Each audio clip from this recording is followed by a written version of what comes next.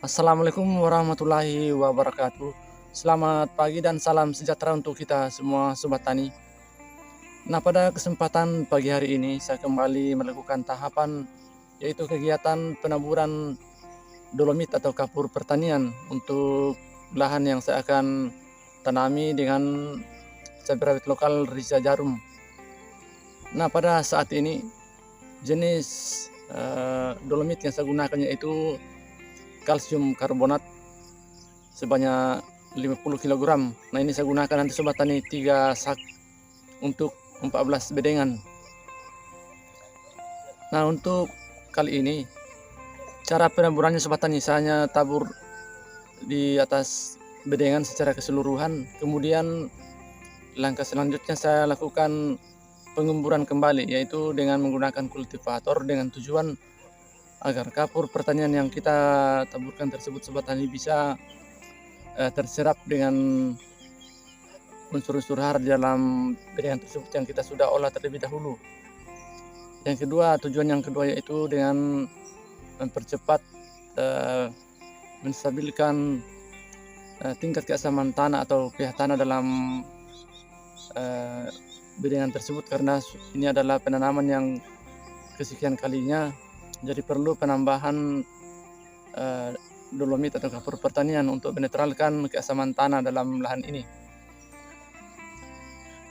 Nah, untuk lebih jelasnya Sobat Tani, kita lihat jenis kapur yang saya gunakan pada aplikasi kapur pertanian atau dolomit pada lahan saya ini.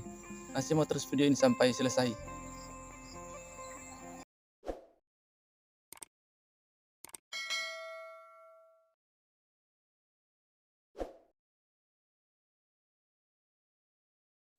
Nah, di depan saya ini Sobat Tani, jenis kapur pertanian atau dolomit yang saya akan gunakan untuk penaburan di atas bedengan kali ini untuk menetralkan keasaman tanah pada bedengan saya ini. Nah, jenis kapur pertanian ini yaitu mengandung kalsium karbonat. Jadi kapur ini mengandung kalsium karbonat. Ini beratnya ini Sobat Tani 50 kg. Jadi tekstur dari kapur tersebut sangat halus sekali Sobat Tani. Nah, seperti ini kayak bedak. Jadi setidaknya kita taburkan pada saat angin tidak ada Sobat Tani. Artinya lebih bagus kalau cuaca tenang dan kita taburkan supaya nanti kapurnya itu bisa maksimal, bisa terserap bagus, artinya tidak bisa diterbangkan angin. Jadi saya kali ini saya taburkan pada pagi hari ini. Nah, ini kalsium karbonat untuk penetralan keasaman tanah. Nah, ini Sobat Tani yang saya akan lakukan penerapan penaburan kapur dolomit. Nah, ini sebanyak 14 bedengan. Nah, kemarin saya sudah lakukan pembuatan larikan di dalam tengah-tengah bedengan ini. Nah, nanti saya akan taburkan di keseluruhan bagian bedengan ini dan saya lakukan pengemburan kembali dengan kultivator. Nah, kemudian tahap keduanya nanti Sobat Tani saya akan taburkan lagi dengan pupuk kandang. Nah, itu adalah tahapan berikutnya. Jadi untuk saat ini hanya untuk menaburkan kapur pertanian, karena saat ini Sobat Tani sudah mulai hujan deras, jadi tanah ini sudah cukup lembab. Jadi kita taburkan kapur pertanian akan cepat terserap oleh pori-pori tanah. Nah, baik Sobat Tani, kita lanjutkan kegiatan kita hari ini dengan penaburan pupuk kandang.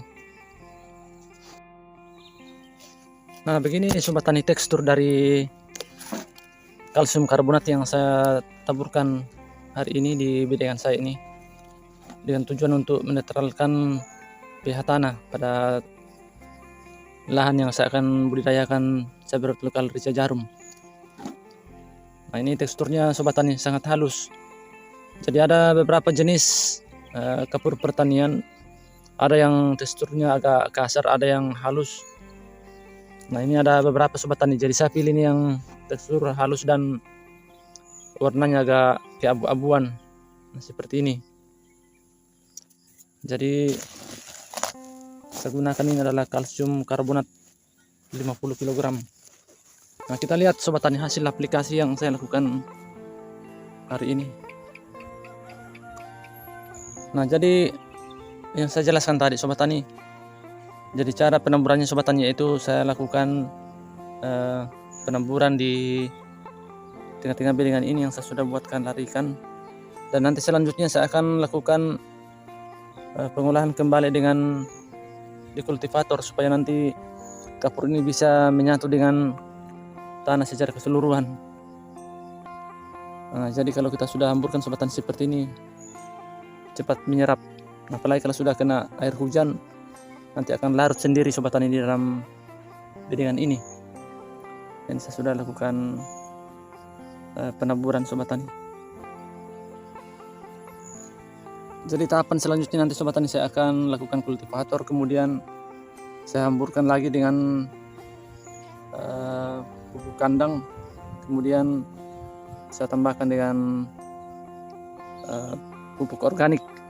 Nanti ada pupuk organik sobat tani saya akan terapkan lagi di dalam lahan ini. Nah, seperti yang saya jelaskan sobat tani, saya katakan bahwa saya akan menerapkan metode dari Profesor Cabe Masudin. Tetapi ini sebagian sobat tani yang saya gunakan, karena nantinya sobat tani saya akan lakukan pemberian pupuk kandang, karena kalau di daerah kami ini di Kalimantan wajib sobat tani untuk menggunakan pupuk kandang, karena kondisi tanah kalau di Kalimantan ini tanah gambut, jadi perlu dilakukan pemberian pupuk kandang untuk menambah unsur hara. Jadi seperti yang dijelaskan Profesor Cabe Masudin, kita menerapkan metodenya dengan disesuaikan dengan kondisi daerah masing-masing sobat tani. Jadi kita bukan hanya mengikuti begitu saja, tetapi kita harus menyesuaikan. Ada yang kita ikuti, ada yang kita tambahkan, artinya saling mengisi sobat tani. Nah, begitu metodenya sobat tani kalau kita melakukan budidaya. Kalau ada sudah metode yang lebih unggul, artinya itu kita syukur sobat tani. Ada inovasi-inovasi dalam bidang pertanian yang bisa kita terapkan. Nah, hanya tinggal mengikuti dengan daerah kita masing-masing, kondisi daerah kita masing-masing.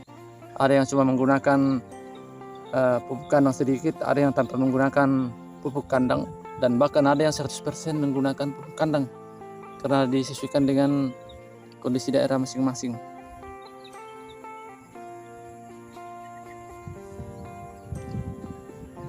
Nah, baik sobat tani, sekian dulu video dari saya, semoga bermanfaat dan menginspirasi sobat tani semuanya dalam berusaha berbudidaya cabai di daerah masing-masing.